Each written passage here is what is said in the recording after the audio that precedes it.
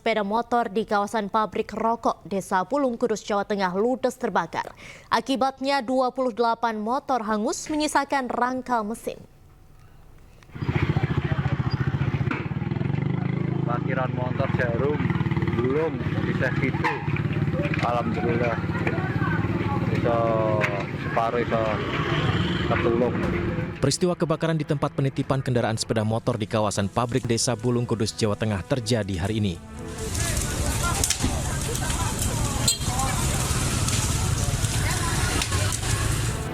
Dari total 150 motor milik buruh pabrik rokok yang diparkirkan di tempat tersebut, 28 diantaranya hangus menyisakan rangka mesinnya. Api diduga muncul dari salah satu motor yang korslet dan membakar puluhan motor lain yang diparkir berhimpitan. Rumah dan motor ya Pak? Rumah dan motor. Satu rumah Kejadiannya ada satu motor yang udah korsleting itu, tapi akhirnya merambat ke motor yang lain karena terlalu berhimpitan antara satu motor dengan motor yang lain itu.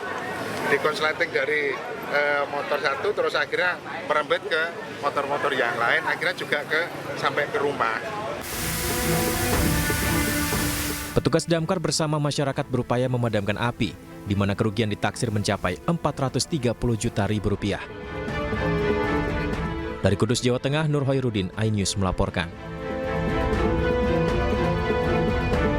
Pemirsa, jumlah kapal yang terbakar di Pelabuhan Pelindo, Tegal, Jawa Tengah sejak Jumat dini hari mencapai 24 kapal.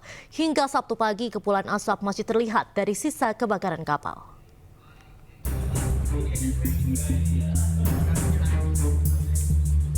Hingga Sabtu pagi, kepulan asap masih terlihat di bangkai kapal yang terbakar di Pelabuhan Pelindo, Tegal, Jawa Tengah sejak Jumat dini hari.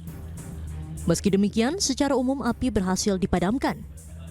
Para petugas pun masih melakukan pendinginan kapal yang terbakar agar tidak terjadi lagi kobaran api.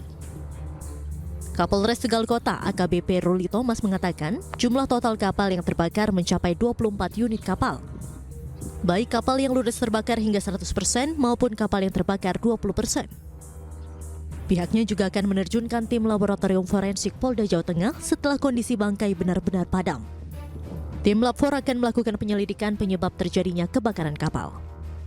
Kapal yang terbakar sudah dapat kita padamkan, namun masih ada satu kapal yang ada di tengah, ini posisinya masih terbakar, namun sudah berhasil kita lokalisir supaya posisinya tetap di tengah sehingga tidak merembet ke kapal-kapal yang lainnya. Hal ini disebabkan kenapa masih terbakar ya karena ada muatan bahan bakar solar yang masih ada di situ, sehingga kita masih kesulitan untuk memadamkan. Ya tentunya sampai dengan solar ini selesai ya kita akan memadamkan dan juga upaya untuk pendinginan kapal-kapal yang sudah berhasil dipadamkan, jangan sampai nanti masih ada percikan-percikan, kemudian nanti ada cuaca atau ada angin yang berhembus kencang seperti tadi pagi, kemudian masih menimbulkan api yang bisa menyebar ke tempat lainnya. Akibat kebakaran yang terjadi, kerugian para pemilik kapal mencapai puluhan miliar rupiah. Sementara itu, alur pelabuhan untuk akses keluar masuk kapal saat ini telah dibuka kembali.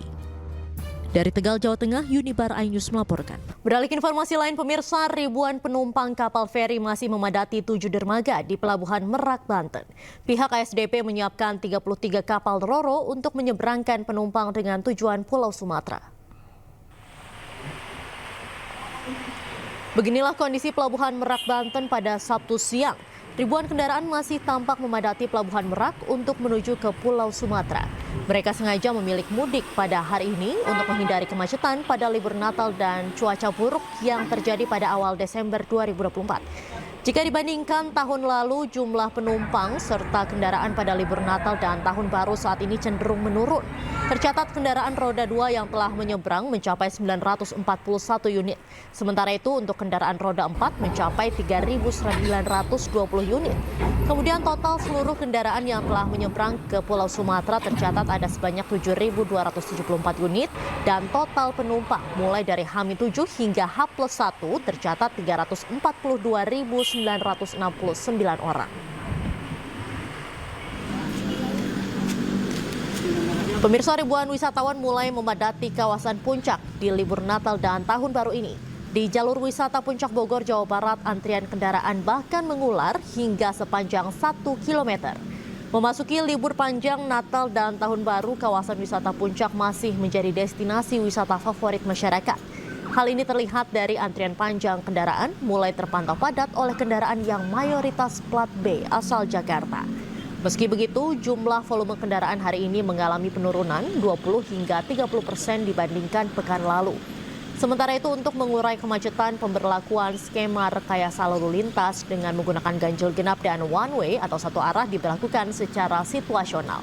Kendaraan yang platnya tidak sesuai akan langsung diminta putar balik kendaraan.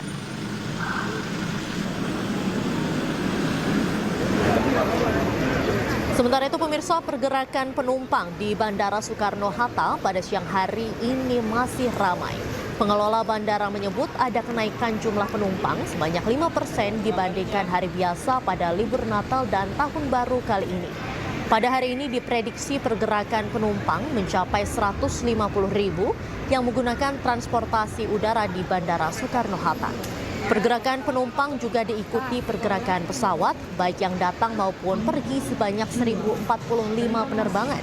Adanya kebijakan potongan harga 10% dari pemerintah menjadi pilihan warga untuk berlibur dan mengunjungi kampung halaman menggunakan pesawat.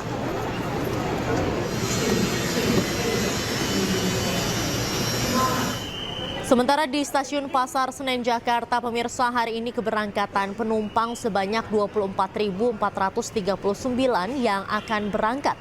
Ada beberapa tujuan yang masih menjadi lokasi favorit, salah satunya adalah Yogyakarta, Lempuyangan, Surabaya, Purwokerto, dan Semarang. Sejumlah fasilitas turut ditingkatkan untuk kenyamanan penumpang, mulai dari face recognition untuk mempermudah boarding, penyediaan ruangan ber-AC, dan juga eskalator.